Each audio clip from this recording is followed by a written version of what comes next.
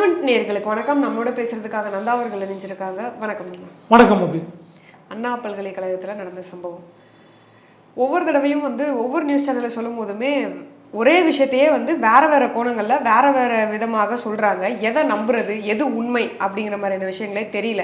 ஏன்னா ஒரு நியூஸை சொல்லும் போது அவருக்கு 4 மனைவிகள் இருக்காங்க, 2 மனைவிகள் இருக்காங்க அப்படிங்கிற மாதிரியான விஷயத்த சொல்கிறாங்க. இன்னொரு பக்கம் அவர் அரெஸ்ட் பண்ணதே 24ஆம் தேதியே நாங்கள் அரெஸ்ட் பண்ணிட்டோம் அப்படிங்கிற மாதிரியான விஷயங்கள் சொல்கிறாங்க. ஒரு சில ஊடகங்களில் 25ஆம் தேதி தான் அவர் கைது செய்யப்பட்டார் அப்படிங்கிற மாதிரியான விஷயங்கள் சொல்கிறாங்க. இப்போ வரைக்கும் இந்த சம்பவம் தொடர்பான விஷயங்கள் இதுதான்ப்பா கரெக்டு அப்படிங்கிற மாதிரியான ஒரு விஷயமே தெரியல. இந்த சம்பவம் தொடர்பாக என்ன மாதிரியான விஷயங்கள் நடக்குது, எதை நம்ம நம்புறது, என்ன நடக்குது இந்த வழக்கு சுற்றி? நீங்களுமே இந்த சம்பவம் இந்த வழக்கு அப்படின்னு சொன்னீங்க ஒழிய எந்த வழக்கு எந்த சம்பவம் அப்படின்னு சொல்ல பார்க்குறவங்களுக்கு என்ன அப்படிங்கிற குழப்பம் இருக்கும். அண்ணா பல்கலைக்கழகத்தில் ஒரு மாணவி பாலியல் வன்கொடுமை செய்யப்பட்ட வழக்கு. முதல்ல இதை அந்த சம்பவம் நடந்துச்சு இல்லை, அதையே திருச்சி பேசுகிறத பார்க்க முடியுது. பாலியல் வன்கொடுமை நடந்திருக்குன்னு தான் புகார் கொடுக்கப்பட்டிருக்கு. பாலியல் சீண்டல், பாலியல் துன்புறுத்தலுங்கிறாங்க. அதில் போயிட்டு சில விஷயங்கள் வார்த்தைகளை திருச்சி காவல்துறை தரப்புலேருந்து சில விளக்கங்கள்லாம் கொடுக்கப்பட்டுச்சு. 25ஆம் தேதி காலை ஊடகங்களுக்கு ஒரு தகவல் வருது. அண்ணா பல்கலைக்கழகத்தில் வே டு நியூஸ் அப்படிங்கிற அந்த ஊடகம் தான் ஃபஸ்ட்டு இதை பதிவு பண்ணுறாங்க. அப்புறம் எல்லா மெயின் ஸ்ட்ரீம் மீடியாஸும் இதை கேரி பண்ணுறாங்க. அண்ணா பல்கலைக்கழகத்தில் ஒரு மாணவிக்கு பாலியல் வன்கொடுமை நடந்திருக்கு. அந்த மாணவியும் அந்த மாணவியும் படிக்கக்கூடிய ஒரு ஆண் தோழர் மாணவரும் பல்கலைக்கழக வளாகத்துக்குள் நடந்து போயிட்டு இருக்கும் பொழுது அவங்கள 2 பேர் மிரட்டி அந்த இளைஞரை தாக்கிட்டு அவங்கள கூட்டு போய் தனியாக கூட்டு போய் பாலியல் வன்கொடுமை செஞ்சாங்க அப்படிங்கிறது ஃபஸ்ட்டு நியூஸாக கேரி ஆச்சு. அதுக்கு பிறகு கொஞ்சம் நேரத்தில் தனிப்படை அமைக்கப்பட்டிருக்கு, சிசிடிவி ஃபுட்டேஜஸ் வச்சு விசாரிக்கிறோம் அப்படின்னாங்க. கோட்டுப்புறம் ஸ்டேஷனில் ஃபஸ்ட்டு ஃபைல் பண்ணி அப்புறம் ஆலுமன்ஸ் போலீஸ் ஸ்டேஷனில் கேஸை மாற்றி சம்மந்தப்பட்ட நபர் ஞானசேகரன் அப்படிங்கிறவர் கைது செய்யப்பட்டிருக்கார். இதிலே குற்றம் என்னைக்கு நடந்துச்சு அப்படிங்கிறது பார்க்கும்பொழுது 23ஆம் தேதி நடைபெற்றிருக்கு. 23ஆம் தேதி அந்த இளைஞரும் அந்த பாதிக்கப்பட்ட மாணவியும் கல்லூரி வளாகத்துக்குள்ளே வந்துக்கிட்டு இருக்கும் பொழுது அவங்க 2 பேரையும் அந்த நபர் ஞானசேகரன் மிரட்டியிருக்கார். மிரட்டி அந்த பையனை தாக்குனதில் அந்த பையன் அந்த இடத்த விட்டு ஓடிட்டார். அவங்க 2 பேரும் இருந்ததை ஃபோட்டோ வீடியோஸ் எடுத்து வச்சுக்கிட்டு நான் மிரட்டி நான் இதை மேனேஜ்மெண்ட்டில் காமிச்சு நீ டிஸ்மிஸ் பண்ண வச்சுருவேன், அவங்க படிப்பை நாசமாக்கிடுவேன் அப்படின்னு சொல்லி மிரட்டினார் அப்படின்னு சொல்லப்படுது. அவர் தான் அந்த மாணவியை பக்கத்தில் இருக்க புதர் பகுதிக்கு இழுத்துட்டு போயிட்டு அந்த குற்ற செயலில் ஈடுபட்டார் அப்படிங்கிறது சொல்லப்படுது. இதுதான் நடந்ததாக காவல்துறையும் பதிவு பண்ணியிருக்காங்க. இதில் அவர் 3 ஸ்டேட்மெண்ட் சொன்னார் அப்படின்னு மாணவி தரப்பில் சொல்கிறாங்க. மிரட்டலில் 3 விஷயம் சொன்னார். ஒன்று அவர் பேசிகிட்டு இருக்கும்போது எனக்கு ஃபோன் வந்துச்சு, அவருக்கு ஃபோன் வந்துச்சு, அதில் சார் அப்படின்னு சொல்லிட்டு மிரட்டிட்டு விட்டுருவேன் சார்னு சொன்னார் அப்படின்ட்டு. இன்னொன்று என்ன சொன்னால் ஃபஸ்ட்டு நான் மேனேஜ்மெண்ட்டில் சொல்லி உன்னை நான் காலேஜை விட்டு யூனிவர்சிட்டி விட்டு அனுப்பிச்சிடுவேன்னு சொன்னார். ஏன் கூட நீ இருக்கணும்னு ஃபோர்ஸ் பண்ணார். அப்புறம் அந்த ஃபோனில் பேசின சார் கூட இருக்கணும்னு சொன்னார். இந்த 3 விஷயங்கள் தான் அவர் சொன்னார் அப்படிங்க. இதுலேயுமே காவல்துறை முதல்ல பாலியல் வன்கொடுமை நடக்கலை, வேறு விதமான சில விஷயங்கள் தான் நடந்துச்சுங்கிற மாதிரி பதிவு பண்ணுறாங்க. அதுக்கு பிறகு மருத்துவ பரிசோதனைக்கு போகணுங்கும் போது வேறு வழி இல்லாமல் அதுக்கு பிறகு அந்த டீட்டெயிலிங் வெளியே வருது. இதில் சம்பவம் நடைபெற்று ஞானசேகரன் ஒரு கைது செய்யப்படுறார். கைது செய்யப்பட்ட பிறகு விசாரிக்கும் பொழுது தான் ஃபஸ்ட்டு பல்கலைக்கழக வளாகத்துக்குள்ளே மாணவர்கள்கிட்ட நடந்துக்கிட்டாங்கிற மாதிரியான விஷயங்கள் தான் பேசப்பட்டு வந்தது. அப்புறம் தான் கைது செய்யப்பட்ட பிறகு அந்த ஞானசேகரன் 37 வயது நடைபாதையில் பிரியாணி கடை நடத்திக்கிட்டு இருக்காரு, அவர் தான் பண்ணார் அப்படின்னு தெரிஞ்சோடனே அதுக்கு பிறகு தான் இந்த விஷயம் பூதாகரமாகுது. வெளிநபர் ஒருத்தர் பல்கலைக்கழக வளாகத்துக்குள்ளே போய் இதெல்லாம் செஞ்சுருக்காரு அப்படின்னோடனே சரி அப்படின்னு இதுக்கு இடையில் சிசிடிவி ஃபுட்டேஜஸ் செக் பண்ணணும் அப்படின்னு போய் பார்க்கும்பொழுது சம்மந்தப்பட்ட பகுதிகளில் எந்த சிசிடிவி கேமராவும் ஒர்க் ஆகலை அப்படிங்கிறது இன்னொரு பெரிய ஒரு ஷாக்கிங் விஷயமா இருக்குது. அவ்வளோ பெரிய யூனிவர்சிட்டிக்குள்ளே சிசிடிவி கேமரா ஒன்று கூட ஒர்க் ஆகலை எப்படி அப்படின்னு. அடுத்தபடியாக ஞானசேகரன் கைது செய்யப்படுறார். வழக்கம் போல் கீழே விழுந்தார், வலிக்கு விழுந்தார்னு அந்த கை காலை உடைச்சி கட்டு போட்டு விட்டுறது அப்படிங்கிற மலிவான மட்டமான ஒரு செயலை காவல்துறை செஞ்சுருக்காங்க. அது எப்படி எல்லா கேஸ்டும் வலிக்கு விழுறான், தப்பிச்சு போகிறான், காலில் கட்டு போடுறாங்க, கையில் கட்டு போடுறாங்கன்னு தெரிய மாட்டேங்குது. காசு விரட்டி பிடிக்கும் போது விழுந்துட்டாரு அப்படின்னு. காசு இல்லாதவனை பிடிக்கும் பொழுது கீழே விழுவுறான், பணக்காரனை நீங்கள் பிடிக்கிறது இல்லை, மீறி பிடிச்சாலும் அவனுக்கு மட்டும் ஏன் நடக்க மாட்டேங்குதுங்கிற ஒரு கேள்வி இருக்கு. பணக்காரங்க ஓட மாட்டாங்க அப்படின்னு வேற சொல்லுவாங்க. அவங்க வந்து ஜென்டலா வந்து இதுவாயிடுவாங்க பிடிச்சாதானே அப்படிங்கிற இன்னொரு விஷயமும் இருக்கு. சரி, ஓகே, அவர் குற்றவாளி, குற்றம் சாட்டப்பட்டிருக்கிறார், சட்டப்படி அவருக்கு தண்டனை வாங்கி கொடுங்க, அதில் எந்த மாற்றம் எடுத்துக்கணும். சட்டத்துக்கு உட்பட்டு அவருக்கு உச்சபட்ச தண்டனையாக தூக்கு தண்டனை கொடுத்தா கூட அதில் வந்து குறை சொல்லவோ எதுவும் கிடையாது. சட்டம் என்ன கொடுக்குதோ அந்த தண்டனையை அவர் ஏற்றுக்கணும். ஆனால் அந்த தண்டனையை காவல்துறையை கொடுக்கறது அப்படிங்கிறது ஏற்க முடியாது. அது மனித உரிமைக்கு எதிரானது அப்படிங்கிற ஒரு விஷயம் இருக்குது. அடுத்தபடியாக இப்போ வந்து அவர் திமுக பிரமுகர் அப்படிங்கிற ஒரு விஷயத்தை பாஜக தலைவர் அண்ணாமலை நேற்று மாலை அந்த விஷயத்தை துவங்கி வைத்தார். அவர் வந்து ஒரு பொறுப்பில் இருக்கார் திமுகவில் இல்லை அப்படின்னு பார்க்கும்பொழுது திமுகவில் முக்கிய பொறுப்பில் இருக்கக்கூடிய அமைச்சருக்கு கூட இருக்க ஃபோட்டோஸ்லாம் வந்துச்சு. அதுக்கு வந்து என்ன விளக்கம் கொடுத்தாங்க அப்படின்னா, இல்லை இது வந்து யாரோ ஒரு நபர் சால்வை போட்டார் அப்படின்னு. மா சுப்பிரமணியன் அவர்கள் கூட கை கொடுத்த ஒரு ஃபோட்டோ இருக்குது. மாலை போடுறதையோ இதையோ நீங்கள் வந்து தற்செயலானதுன்னு சொல்லலாம். ஒரு நபரை யாருன்னே தெரியாமல் நீங்கள் எப்படி கை கொடுப்பீங்க? ஓகேவா, அது நடந்திருக்கு. ஸோ அவர் வந்து கட்சி வட்டாரத்துக்குள்ளே ஏதோ தொடர்பில் இருந்த நபர் தான் அப்படிங்கிற விஷயம் இருக்குது. ஏற்கனவே நம்ம ஜாஃபர் சாதிக் விவகாரத்தில் பார்த்தோம்ல, யாருன்னே தெரியாமல் ட்ரக் கிங் மாஃபியா நடத்திக்கிட்டு இருந்தவர். மாஃபியான்னு வந்து நம்ம சொல்லலை, மும்பை கோர்ட்டில் சொன்னது. கிங் பின்னை கொண்டு வந்து நீங்கள் கட்சி பொறுப்பு கொடுக்கலையா? ஸோ அதனால் நடந்திருக்க வாய்ப்பு. இந்த ஃபோட்டோஸ்க்குமே வந்து அவங்க என்ன சொல்கிறாங்க, 1000 பேர் பார்க்க வருவாங்க, நம்ம வந்து அவங்க யார் என்னன்னு பார்த்துக்கிட்டே இது பண்ணுறோம். ஷால்வை போட யார் வேணால் வருவாங்க, பார்க்குறதுக்கு 1000 பேர் வருவாங்க, ஃபோட்டோ யார் கூட வேணால் நாங்கள் வந்து இது பண்ணுவோம். பார்த்தீங்களா அந்த இதில் வந்து நிற்கும் போதுமே வந்து டிஸ்டன்ஸ் இருக்குது, டிஸ்டன்ஸ் மெயின்டைன் பண்ணி தான் நிற்கிறோம் அப்படிங்கிற மாதிரியான விளக்கம்லாம் அமைச்சர்கள் தரப்புலேருந்து வந்தது. ரகுபதி சொன்னார். ரகுபதி வந்து சொல்லும் பொழுது பரவாயில்ல, சட்டத்துறை அமைச்சர் மாதம் கோர்ட்டுக்கு போய் எழுத்து போகிறாருல, அதனால் அவருக்கு சட்டம் நல்லாவே தெரிஞ்சிருக்கும். உதயநிதி கூட நிற்கிற ஃபோட்டோவில் தான் டிஸ்டன்ஸ் இருந்துச்சு. அது தற்செயலானதுன்னு நான் ஏற்றுக்கிறேன். ஆனால் மாசு கூட ஃபோட்டோ கை கொடுக்குற ஃபோட்டோ இருக்கே, ஷால்வை யார் வேணால் போடலாம், பொது இடத்துல நீங்கள் போடலாம். ஒரு ரூமில் க்ளோஸ் ரூமில் ஒருத்தர் சிரித்து நீங்கள் கை குலுக்குறீங்கன்னா யாரும் தெரியாத நபர்கிட்டே நீங்கள் சிரித்து கை குலுக்குவீங்க? ஓகேவா, அது நடந்திருக்கு. இப்போது அந்த சார் யார் அப்படிங்கிற விசாரணை ஒரு பக்கம் போய்கிட்டு இருக்கு. நீங்கள் சொன்ன மாதிரி அவருக்கு எத்தனை மனைவிகள் என்னவா இருக்காங்க அப்படிங்கிறது இந்த வழக்குக்கு சம்மந்தமே இல்லாத விஷயம். அதை பற்றி நம்ம பேச வேண்டிய அவசியம் கிடையாது. அது அந்த இதுக்கு இடையில் வந்து அதிமுக பாஜக போராட்டம் அனுமதி மறுக்கப்பட்டு கைது செய்யப்பட்டாங்க. கைது செய்து அடைக்கப்பட்ட இடத்துல தமிழிசை தொடர்ச்சியாக வந்து முழக்கங்கள் எழுப்பி போராட்டம் பண்ணிக்கிட்டு இருக்காங்கங்கிறது வேறு விஷயம். அடுத்தபடியாக பாதிக்கப்பட்ட பெண் கொடுத்த புகாரின் அடிப்படையில் பதியப்பட்ட முதல் தகவல் அறிக்கை எஃப்ஐஆர் அப்லோட் பண்ணப்பட்டிருக்கு. பப்ளிக்கில் அது ஆக்சஸாக இருந்திருக்கு. மீடியா அதை ரிப்போர்ட் பண்ணியிருக்கு. எந்த மீடியா அப்படின்னு தெரியல, பட் ஏதோ ஒரு மீடியா ரிப்போர்ட் பண்ணி அதுக்கு பிறகு தூக்கியிருக்காங்க. மீடியாஸில் அது வந்து சர்க்குலேட் ஆகிருக்கு. அப்படிங்கும்போது இதை யார் செய்தா, எப்படி அதை அலோவ் பண்ணீங்க அப்படிங்கிற ஒரு ரெண்டாவது அதில் அவங்களுடைய பேரும் வந்து மென்ஷன், என்டையர் டீட்டெயில்ஸ் இருக்குது. என்டையர் டீட்டெயில்ஸோட எஃப்ஐஆர் இருக்குது. எப்படி அலோவ் பண்ணீங்க, இதுக்கு அரசாங்கம் தான் பொறுப்பேற்கணும் அப்படின்னு அண்ணாமலை சொல்கிறாரு. அண்ணாமலை ப்ரெஸ் மீட் கொடுத்துருக்காரு. ப்ரெஸ் மீட்டில் வந்து வழக்கமான ஒரு அண்ணாமலை இல்லாமல் ஒரு மாறுபட்ட ஒரு அண்ணாமலையை பார்க்க முடிஞ்சு. அதாவது வழக்கமாக வந்து கொஞ்சம் டிப்ளமேட்டிக்காக பேசுவார். ஆனால் அந்த டிப்ளமேட்டிக்கில் ஒரு எல்லல் துணி நக்கல் துணி அது இருக்கும். பட் இன்றைக்கி வந்து ஆக்ரோஷமாக இது வரைக்கும் அண்ணாமலை பயன்படுத்தாத வார்த்தைகள்லாம் பயன்படுத்தியிருக்காரு. அதை தாண்டி வந்து நான் இதெல்லாம் பண்ண போகிறேன் அதெல்லாம் பண்ண போகிறேன் அப்படின்னு ஒரு வழக்கமான பொலிட்டிக்கல் கேமிங்ஸ் வச்சுருக்கு. அதை விட்டுட்டு NCWக்கு ஒரு லெட்டர் எழுதியிருக்கார். அவருக்கு தகுந்த விஷயம்தான்.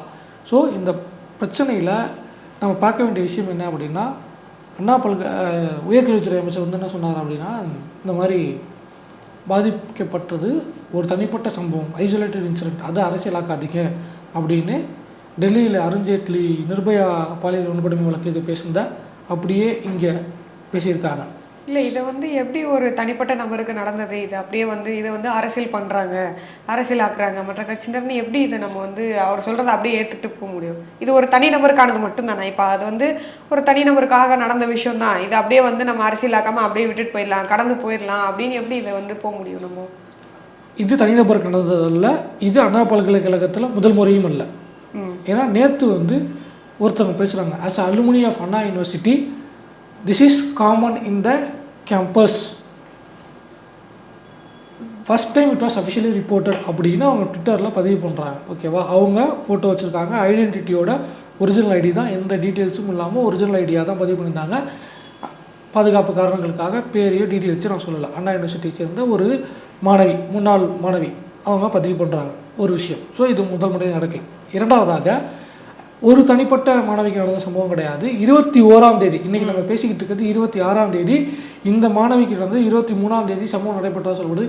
21ஆம் தேதி இதே மாதிரி செயலில் அவர் ஈடுபட்டிருக்கான். என்ன மரியாதை, ஈடுபட்டிருக்கான். அதுவுமே வந்து இந்த மாணவியோட தோழி தான் அப்படிங்கிறது இப்போ விசாரணை தெரிய வந்திருக்கு. ஸோ அவன் வந்து தொடர்ச்சி அதை செஞ்சுருக்கான். அது போக அவன் மேலே ஹேபிச்சுவல் அஃபெண்டர், அவனுக்கு வந்து ஏகப்பட்ட பிரச்சனைகள் இருந்திருக்கு. 2011 கைது செய்யப்பட்டு சிறைக்கு போயிட்டு வெளியெல்லாம் வந்திருக்கா.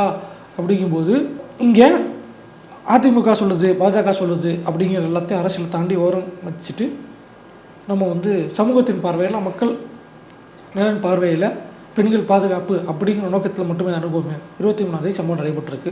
24ஆம் தேதி புகார் கொடுக்கப்பட்டு 24, 25 கைது செய்து இப்போ இந்த சம்மந்தப்பட்ட நபருக்கு காலை உடைச்சிட்டிங்க.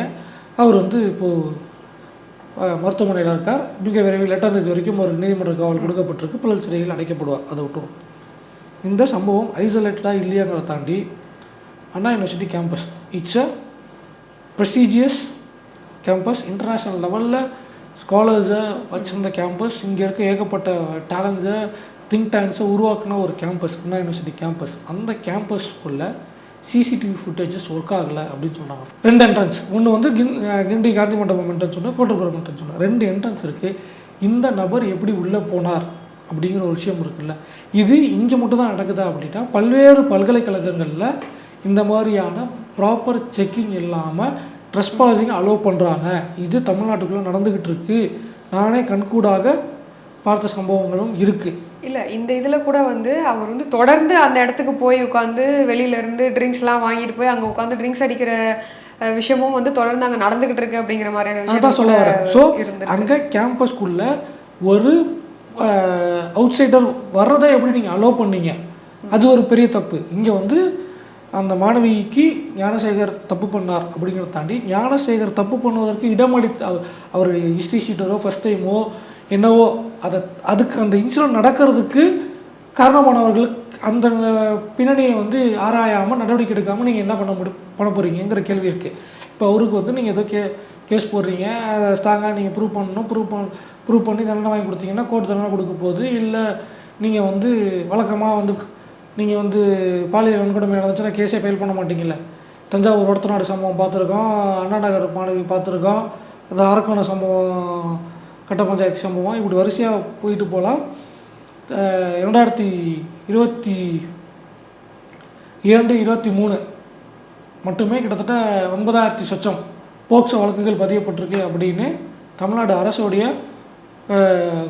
பாலிசி ஸ்டேட்மெண்ட்டில், போலீஸ் டிபார்ட்மெண்ட்டோடைய பாலிசி நோட்டில் தான் சொல்லியிருக்காங்க. ஒரு 2 ஆண்டுகளில் 9,000 போக்சோ வழக்குகள்னால் இப்போ நிலைமை எப்படி இருக்குது அப்படிங்கிறத அவங்களே பார்த்துக்கிட்டா, அது பிரச்சனை இல்லை. இப்போது அந்த அவுட் சைடரை அலோவ் பண்ணிங்கல்ல, அதை தடுத்திருக்க வேண்டிய, கண்காணித்திருக்க வேண்டிய நபர் யார்? கேட்டில் நீங்கள் செக்யூரிட்டி போடாமல் யார் வேணால் உள்ளே வரலான்னு அலோவ் பண்ணுறீங்கல்ல, அது இட்ஸ் வயலேஷன் இல்லையா? அதுக்கு யார் மேலே நடவடிக்கை எடுக்க போகிறீங்க? First point.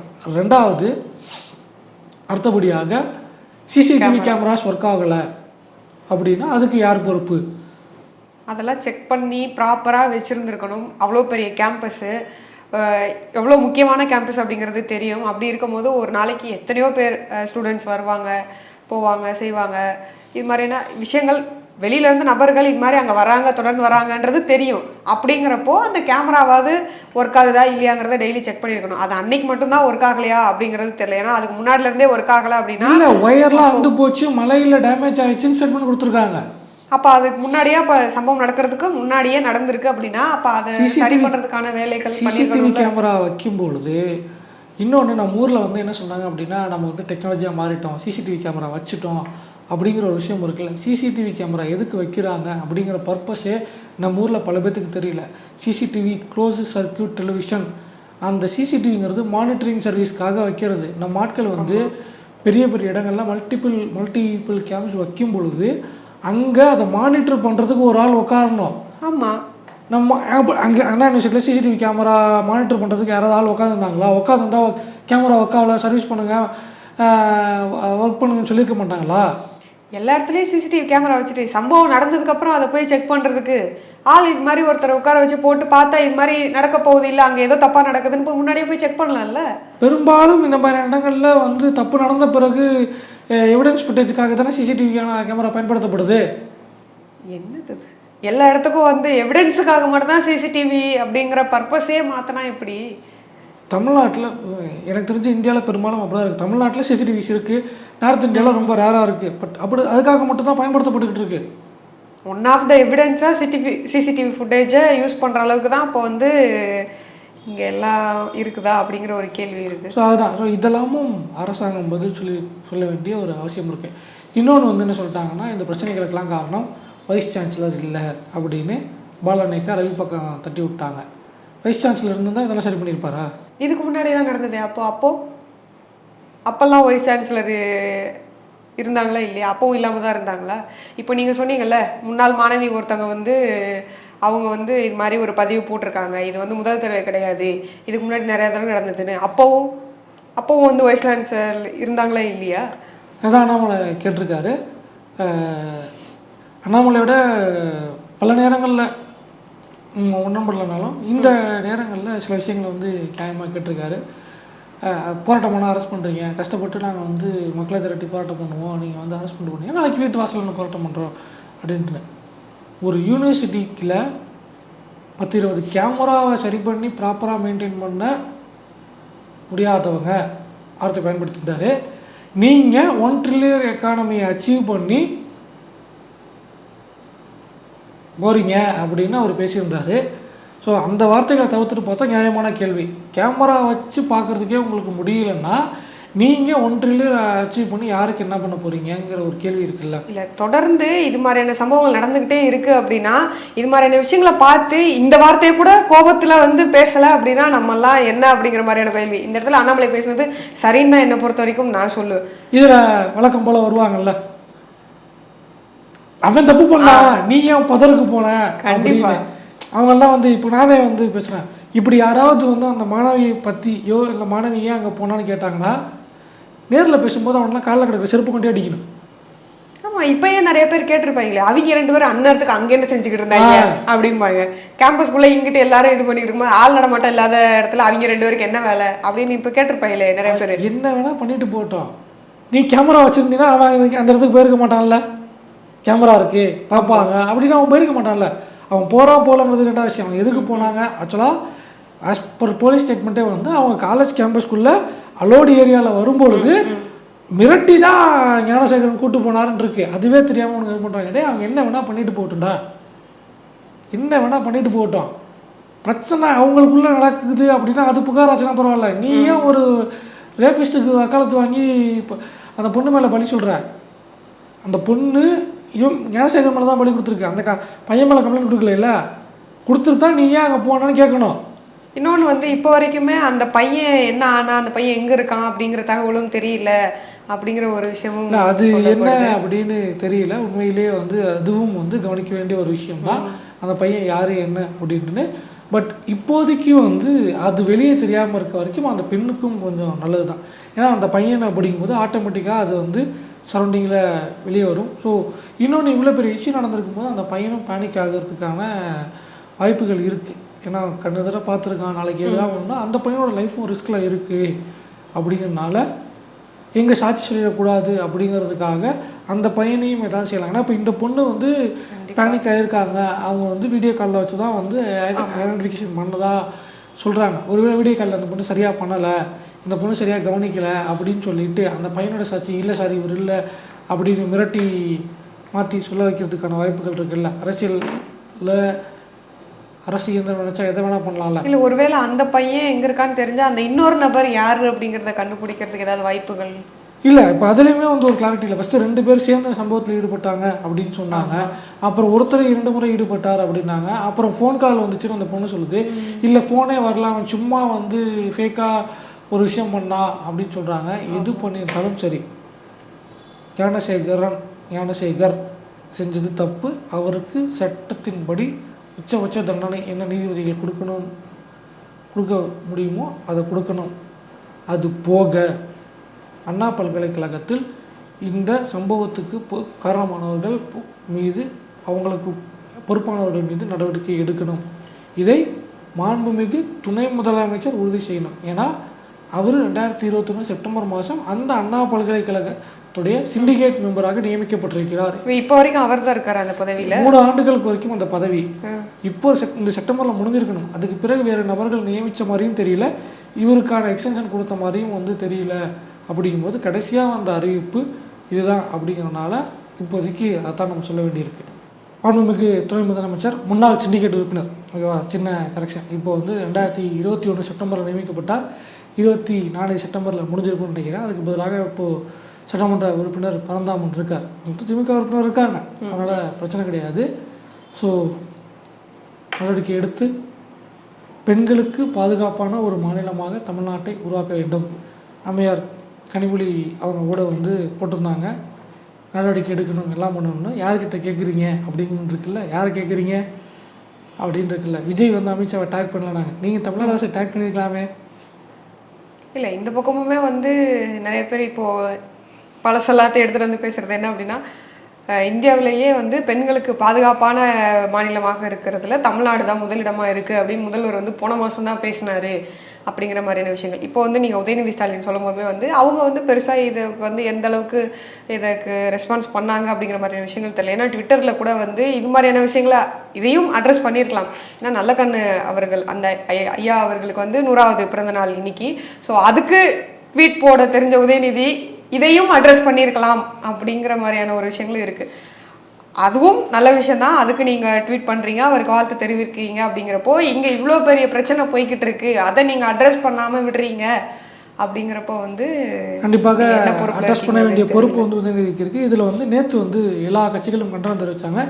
இன்றைக்கி வந்து அதிமுகவும் பாஜகவும் போராட்டத்தில் இருப்பாங்க. இதில் மிக முக்கியமாக தவேகா அவங்க வந்து போராட்டத்தில் ஈடுபடனாலும் நேற்று வந்து ஒரு கண்டன அறிக்கை வந்து தவேகா தரப்பில் இருந்துச்சு. வழக்கமான சம்பிரதாய அறிக்கைனாலும் அதில் சொல்லப்பட்டிருந்த வார்த்தைகள் இருக்குல்ல, மிக முக்கியமான ஒரு விஷயமா பார்க்குறேன். இது வரைக்கும் மற்ற அரசியல் கட்சிகள் சொல்லியிருக்காங்களா அப்படின்னு தெரியல.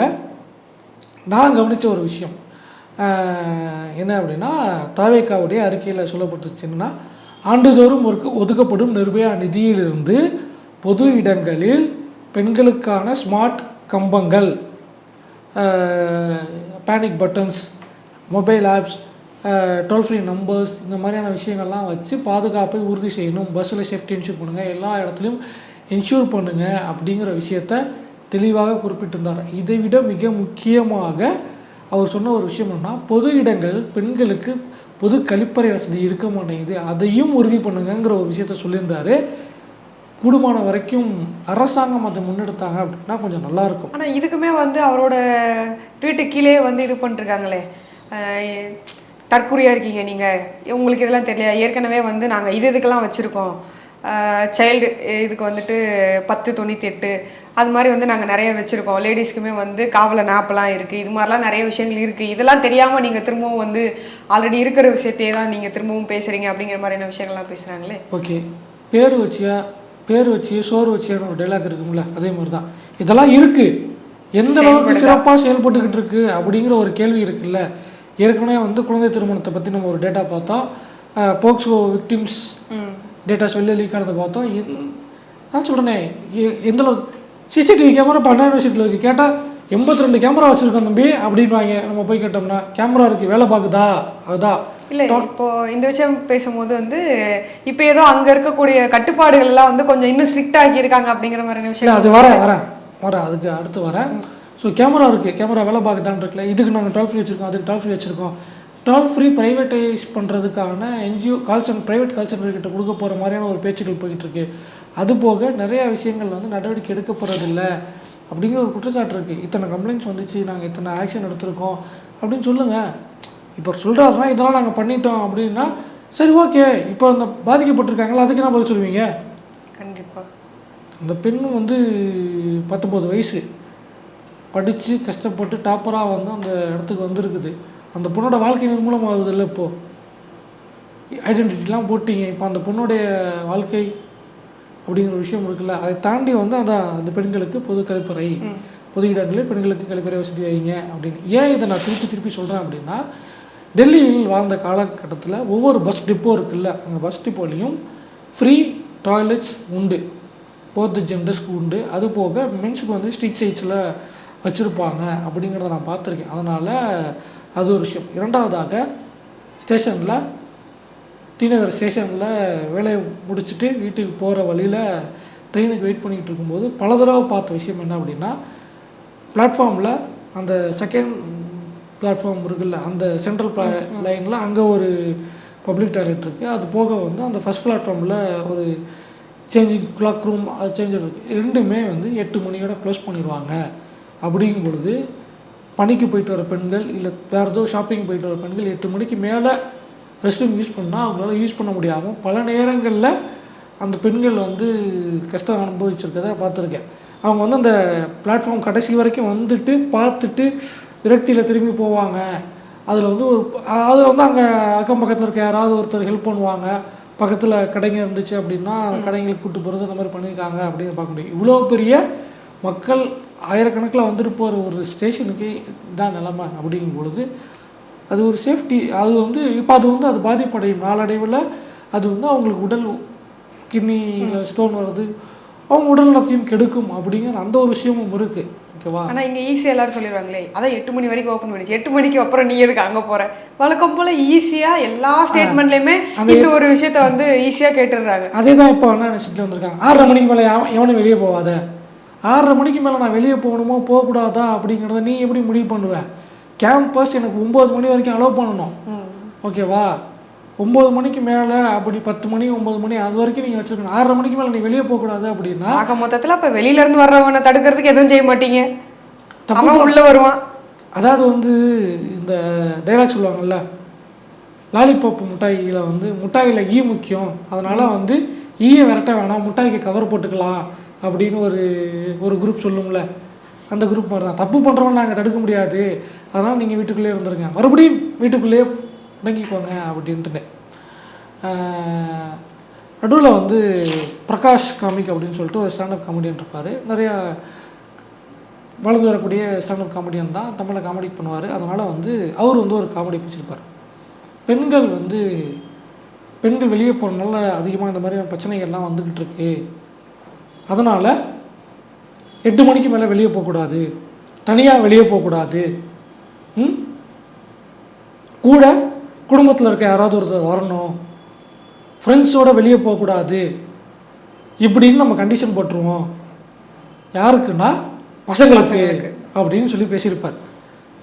அப்படி தான் இப்போ அடுத்து என்ன சொல்லுவாங்க, அந்த பொண்ணு ஏன் அங்கே போச்சு அப்படின்வாங்க. சரி, அந்த பொண்ணு அங்கே போகலடா, காலேஜ் கேம்பஸ்குள்ளே தான் இருந்துச்சு அப்படின்னா ஏன் அந்த பொண்ணு அந்த கேம்பஸில் படிக்க போச்சு அப்படின்வாங்க. அடுத்து ஏன் படிக்க போச்சு, வெளியில் இப்போ படிக்க போகிறதுனால தான் இப்படி பிரச்சனை வருது, வீட்டுக்குள்ளே இருந்தால் எந்த பிரச்சனையும் வராதில்ல, திரும்ப அந்த பழைய இடத்துக்கே திருப்பிட்டு போகிற மாதிரியான வேலைகள் தான் நடக்குது. அதுதான் நடக்கும்.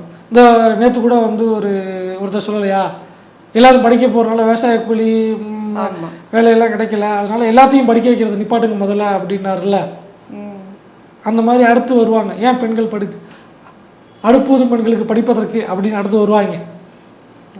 கேட்டால் என் பாட்டி படிச்சிச்சா, என் கொள்ளு பாட்டி படிச்சிச்சா, அது காட்டில் வேலை பார்க்கலையா, 8 புள்ள பார்க்கலையா 10 புள்ள பார்க்கலையா அப்படின்னு உருட்டுவானுங்க. அந்த 8 பிள்ளையுமே அவங்க இஷ்டப்பட்டு பார்த்துக்கிட்டாங்களான்னு அவங்கள கேட்டால் தான் தெரியும். பெண்களுக்கு பாதுகாப்பான மாநிலம் அப்படின்னு நீங்கள் ஸ்டாட்டிஸ்டிக்கல் டேட்டா சொல்லலாம். ஆனால் நடைமுறையில் ஒரு ஆண்டுக்கு 4000 போக்சோ வழக்குகள் பதியப்படுது அப்படின்னா அப்போது அந்த மாநிலம் என்னவாக இருந்துக்கிட்டு இருக்கு? ஒரு மாநிலத்தின் மிக உயரிய பல்கலைக்கழகத்துக்குள்ள, அரசு பல்கலைக்கழகத்துக்குள்ளே ஒருத்தர் வந்து அதை வந்து ஒரு பப்பாகவும் பாராகவும் யூஸ் பண்ணிக்கிட்டு இருக்கான். உங்களால் தடுக்கிறதுக்கு முடியலன்னா நீங்கள் என்ன கவர்மெண்ட் நடத்துகிறீங்க அப்படிங்கிறத நம்ம வந்து அவங்களே முடிவு பண்ணிக்கிட்டோம். மீண்டும் மற்றொரு வீடியோவில் சந்திக்கிறோம். நன்றி, வணக்கம்.